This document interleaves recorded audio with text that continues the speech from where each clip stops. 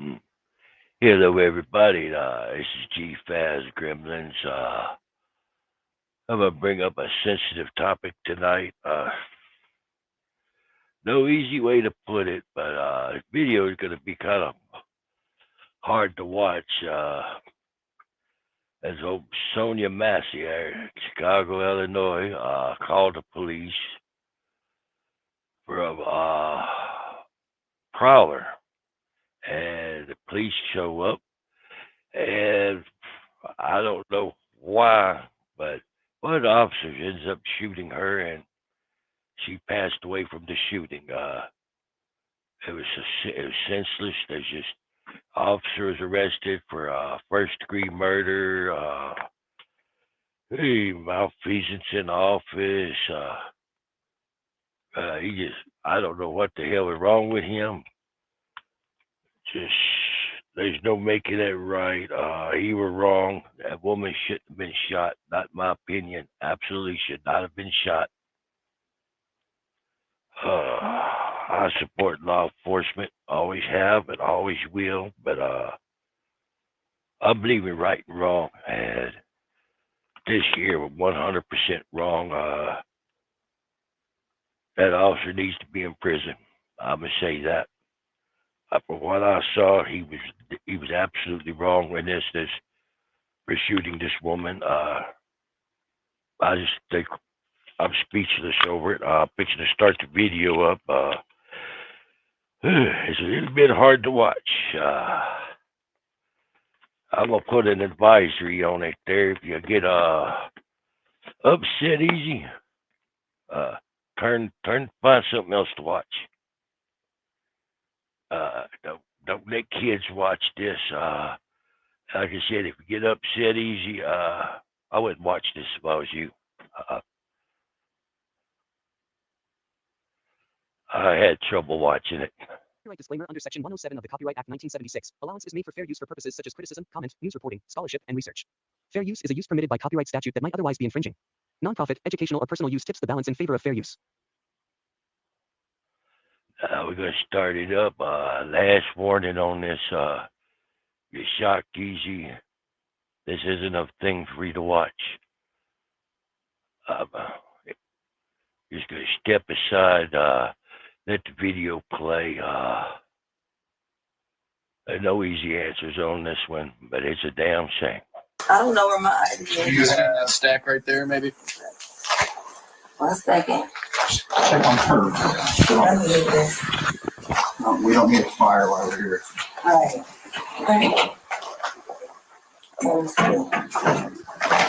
Okay. Oh, Where are you going? huh? Where are you going?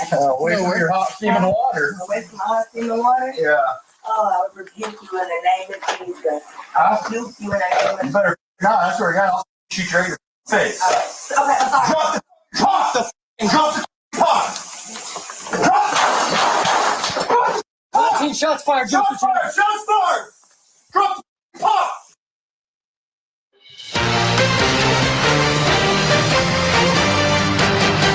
Newly released police body cam video out of Illinois captures those terrifying moments when a woman is killed by a sheriff's deputy. Now, earlier this month, 36-year-old Sonya Massey, who was a mother of two, was shot 3 times with one deadly blow to the head by Deputy Sean Grayson after she called 911. One interruption. Sorry, but this is fair use. 107 being used for education and news. To report a Prowler. Grayson has since been fired and charged with murder. Scripps News' Clayton Sandell has more. It was July 6th, just before 1 a.m. Sheriff's office. Sonya Massey, a 36-year-old black woman, called 911 reporting a Prowler. 2 Sangamon County, Illinois sheriff's deputies respond. Oh, it hurt you. You called us. Inside, deputies chat with Massey and ask her for ID. One deputy then notices a pot of boiling water on the stove. No, we don't need a fire while we're here. Right. When Massey goes to move the pot from the stove to the sink, Okay. Where are you going? Huh? steaming water. Away from your hot steaming water. Away from my hot steaming water? Yeah. The calm is suddenly replaced by chaos. I'll puke you in that. You better not. I swear to God, I'll shoot you in your face. Okay. Alright, I'm gonna cover that up out of respect for the lady. And I don't think YouTube's gonna agree with this. I really don't. Give me a second, I'll find something to put up there. There.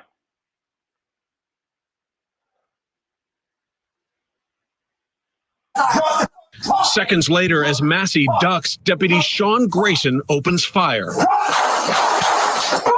14 shots fired. Shots fired. Shots. I'll leave the channel link in the description box below, where you want to watch the whole thing, you can go back and watch it. But from my perspective, trying to protect my YouTube channel, I don't think YouTube would like me showing all of that. But I'll leave the link. We need to get, this is news, that's for education. It's a damn shame. Massey is killed. When a sergeant arrives, he asks about a weapon. Where's the gun? No, she had boiling water and came at me with boiling water. Grayson was fired and charged with first-degree murder, aggravated assault, and official misconduct. He pleaded not guilty. The video is shocking. Attorney Ben Crump represents Massey's family. I want justice for my baby. Yeah. Yes, sir. You killed the wrong black woman this time. President Joe Biden released a statement Monday saying Sonya's death at the hands of a responding officer reminds us that all too often Black Americans face fears for their safety in ways many of the rest of us do not. No justice, no peace. The case adds to a tragic list of Black Americans killed in their own homes by police, including Air Force Senior Airman Roger Fortson, shot in May when he answered his front door, Botham Jean, Breonna Taylor, and now Sonya Massey. Clayton Sandell, Scripps News, Denver. All right, here to discuss criminal defense attorney Bob Mata, prosecutor and former criminal defense attorney April Sampson. Also joining us here in the studio, law enforcement analyst Joe Ested. Joe, great to see you. Thank you so much for joining me on set. Former police officer, you know, we talk about these things all the time in the office. I want to get your assessment of what you saw on that screen. I know it jumped out at me as being, I couldn't understand why, first of all, a gun was introduced and why deadly force was even necessary, but I want to get your thoughts on what you saw. Thanks, Mike, for having me on the show. Mm-hmm. And like you said, we talk about this all the time. Mm-hmm. If there was ever a need for a murder one, this is exactly it. Mm-hmm. And the reason why I say that is because when you look at an incident involving an officer, you have to match the officer's actions to policy, to training. And what you see here is not training. And any officer will tell you that. Now, we have a call of a prowler. You go inside, you start communicating. Now, to give the officer benefit of the doubt, there was something that was drawing flags that she was doing. Mm-hmm. You know, I didn't know my last name. So you see a lot of aggression with the officer. You see a lot of force. Yeah. I didn't see no compassion. So Yeah. I'm looking at a lady that might have some mental illness, might be on some medication, and they was extremely forceful. So at that time, she gets up, she asks, can I go turn the water off? And they allow her to go and turn the water off and move the pot. So now you got to think the officer's mind, right? Now, officers are trained to use force on their perception of the threat. Now, evidently, Officer B, who backed up, he identified like, oh, she has a hot pot. Automatically, his threat level just rose a little bit. And so he's like, oh, she sees that. And she's like, wait a minute, what are you backing up for? Like, that's not, you think I'm gonna hurt you? And, and he was like, well, that's what I saw, was that once he pulls the gun out, it changes the dynamic. And now the person is scared and they become unpredictable. So was it the right move under the circumstances to pull the gun? No, not at that current time. And the reason why I say that is because you did exactly what deadly force policy took. You backed up. Officer B backed up. They had a conversation now. And then she says, I rebuke you. I think that was trigger words for the other officer because he quickly escalated. He drew a gun, and when an officer draws a gun, that means the threat level that he's perceiving at the time is at the highest. Which I don't have a problem with. Okay. Because, again, I understand it can be perceived differently. Right. But once she begins to rattle off something like that, I can understand how that could be interpreted as maybe some sort of threat or something's not right here and I might be in danger. Right. But now the next steps are where I think I have an issue. What about you? Yes, definitely. So from the officer's perspective, and we're talking about policy, deadly force policy. Now, he's at the highest. He has that gunpoint. So in his mind, the threat level is high. So if that's the case, right, officers are trained, right, when using deadly force, right, I have to protect someone else or myself. And there's no other options before I can pull that trigger. Keyword, other options. Look at the distance. Officer B, he moved back. Now, Officer A, during that conversation, he threatened her. I'm going to shoot you in your face, right? We know what he said. But I'm going to shoot you in your face. And he proceeded to go towards the threat. You never, at that time of the highest of his perception, the threat level being that high, you engage that individual. Only what they're saying here is correct. I agree with it. The officer that backed away, he done right. Other officers should have backed up as well and give verbal commands to set the pot down. For him to pull a weapon and charge in like that, that was no good. I disagree with that. Unless you got like a hostage situation, you got to quickly eliminate that threat. This wasn't that, right? So why are you going closer to what you already perceive as a high level? Right, exactly. Let me bring in our guest too, Bob Mata. Let me check in with you real quick. You know, Joe Ested here in the studio says this: if there's ever was a first-degree murder a case involving a cop, this is it. Your thoughts? Yeah, I agree. Now, when you watch the other officer or other sheriff's body-worn camera, you can see that there is a point in time where she does actually toss the pot towards Grayson. So it's not on the body-worn cam that we're watching, but there's the other officer's body-worn cam. You can see it's still out of terror. I mean, it doesn't change anything about the fact that this woman, whether perceived or real, she called in thinking somebody was prowling around her property, you know, and it turns into two cops inside of her house. And, you know, and we know what it's like for black folks in this country to have to deal with law enforcement. She was terrified from the minute they knocked on her door. You could hear it in her voice, and that never changed. This goes from her making a call, hoping to get some help from law enforcement, to now she's dead. So, you know, whether or not she threw a pot, and back to our other guest's statement, all he had to do was move back. Yeah, there were other ways to de-escalate the situation, which should be their first call to action. April Sampson, ring in. I totally agree. When I first watched this, I was hurt. There's no other way to describe it. I mean, not only as just a black female wondering what would happen if I called 911 and showed up, and is this what's going to happen to me? But even now, as you know, I'm a prosecutor and I'm dealing with law enforcement all the time, and we have such good officers.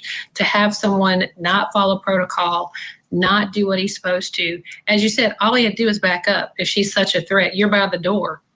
You're closer to the exit than you are to her. So it is mind-boggling to me that this even happened, and to just heighten more of a fear for all of us brown people everywhere, that if I call law enforcement to help me, I could end up dead. I mean, I disagree with this. I think there's too much being made of it. I really do. It just doesn't make any sense, and it makes all law enforcement look bad when I know this is just a bad apple. You know, we have so many officers who do such a good job, and then you have this, and you're right about this. There's lots of good law enforcement officers. There is a bad one or two in there. Unfortunately, it takes a while for some of them to be weeded out, because nobody is born with a sign on their head that says no good. We're back to square one of what do we do? Yeah, it's crazy, because she wasn't a perp. She wasn't somebody they were running after. She posed no real threat to anybody else. Right. There were a million ways to handle it. Joe Ested, thank you so much. Yeah, quickly, you have last word? Yeah, and let's not forget, right, the crossfire. He stepped in front of the barrel of the other officer's gun. I know. Then he refused to give her aid. He said, the officer said, I'm gonna go get my medical bag. And he said, nah, she shot him. That's not his call. That's right. No, And it wasn't. until he realized she was still breathing, then he said, oh, let's go get the kids. Right, You know, so exactly. just a number of issues there. All right, again, Joe Estette, thank you so much for joining us again. Yep, he absolutely was wrong on that. I don't know no what my need to go get the bag there. Are they supposed to render first aid? That's bad. That's bad all the way around. Ain't no making that right. I think they made a good judgment call on that, arresting him. And I don't think he needs to be on the streets no more. He needs to pay for what he done. But that's enough of that. I like to try to keep things happy and upbeat, and I can't see nothing happy or upbeat about any of this. So I'm going to go on and go. Hope y'all hit that like, share, subscribe button, smash the bell, get notifications, and know that I'm going to call things right. Whether I'm going to call things right there. I do back up police. But in that case there, that cop was bad, but he don't represent all the police. But I will say what's right, though, and I believe in right and wrong. In this case, that officer was wrong. Y'all have a good one, and we'll see you in a few.